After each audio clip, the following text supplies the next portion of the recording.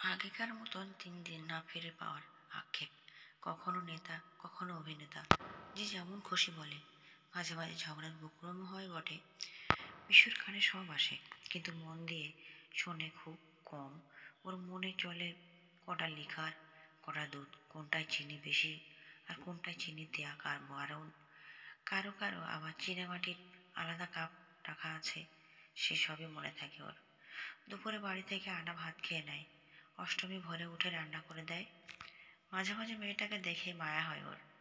কতই বা বয়স, এইভাবে বুকে পড়ে ঘর সামলানো কি যাতা ব্যাপার? 3 চালা ঘর, 2 দিন অন্তর গোবর দিয়ে নিকানো। মা এখন আর উঠতে পারে না। খাওয়ানো, স্নান করানো, এমনকি পায়খানা প্রস্রাবও পরিষ্কার করা, সবটা মুখ বুজে করে যায়। বিয়ের পর তো কোনোদিন কলটা টেনেও স্নান করে না বিশু। কতবার বলেছে ও নিজেই করে নিতে পারবে, কিন্তু অষ্টমী কোনো কথাই শোনে না। আমি বললেই তখন করো। বিশু আর কিছু বলে না। অষ্টমীর কথা ভেবেই ওর মন ভালো হয়ে যায়। আজ 350 টাকা হয়েছে। রাত্রিবেলা দোকান বন্ধ করে বাড়ির দিকে যায় বিশু। আন্না বৌদিও রোজ দোকান বন্ধ করে বিশুর সাথে। আন্না বৌদির বাড়ির দোকানের পিছনেই। ওর এক ছেলে ফটিক, ক্লাস 7-এ পড়ে। স্বামী নেই ওর, মানে আছে কিন্তু ওর সাথে থাকে না। ছেলে পেটে আসার কদিন পরেই নতুন একটা অল্প বয়সী মেয়ে নিয়ে ওঠে ঘরে। অনেক সাহস নিয়ে থানা পুলিশ করে। জমিটুকু পেয়েছিল। আমার কে ছেলে নয়, কেরুর দরকারও নেই, এই বাচ্চা নিয়েই থাকবো। কোর্টে সবার সামনে মুখ উঁচু করে বলেছিল। ওর চোখ ফিরে জল গড়িয়ে পড়েছিল। আসি গো বৌদি, সাইকেলে উঠে বা হাত উঁচু করে আন্নাকে উদ্দেশ্য করে বলে বিশু। হ্যাঁ আয়, আমিও দেখি সে ফটিক ঘুমুলো নাকি। উঠোনে সাইকেলের শব্দ শুনে মা জড়ানো কণ্ঠে বলে, বিশু এসেছে বউ, দরজাটা খুলি দে। যাচ্ছি। রান্নাঘর থেকে বেরিয়ে উঠোনে এসে বেড়ার দরজাটা ফাঁকা করে ধরে অষ্টমী। 4-9 ঘন্টা পরে বারান্দায় আসনে বসে খাচ্ছে বিশু আর ওর বাবা। অষ্টমী থালায় সাজিয়ে দেয় কচুর শাক, তোর ভাজা, তেলাপিয়া মাছের ঝোল। রাতে শাক খাতি নেই, কতবার বলেছি তোর। মুখে অস্বস্তি নিয়ে বলে বিশু, দিদিমণি খাতি বলেছে, তুমি না খালি রেখে দাও, আমি খাবানি বলে হাত দিয়ে আর একটু ভাত দেয় শ্বশুরের পাতে। রাত 9:30, বিশু বিছানাতে শুয়ে। অষ্টমী মশারি টাঙিয়ে খাটে উঠে বিশুর মাথার কাছে গিয়ে বসলো। চালে টালির ফাঁক থেকে একটু একটু আলো ঘরে যেন লুকোচুরি খেলে বেড়াচ্ছে।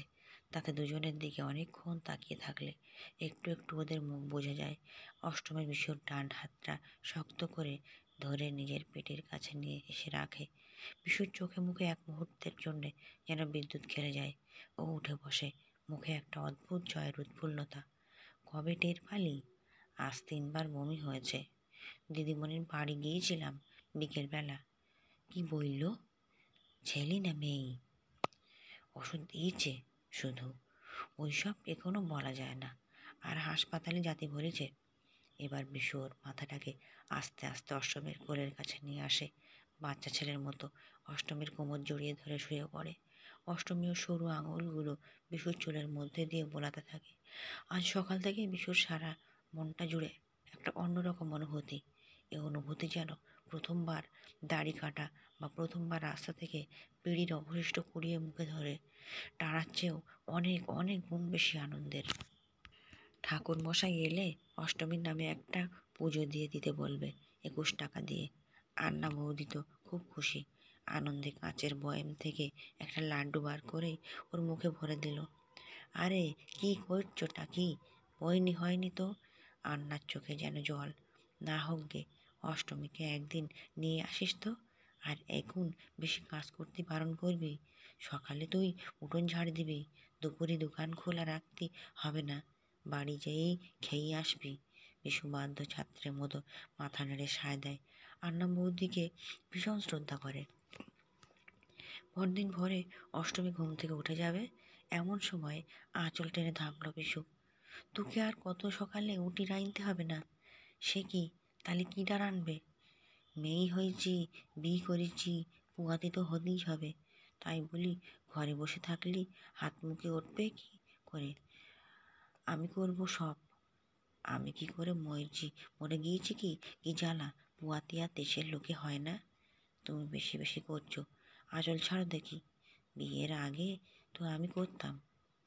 তা করোগে।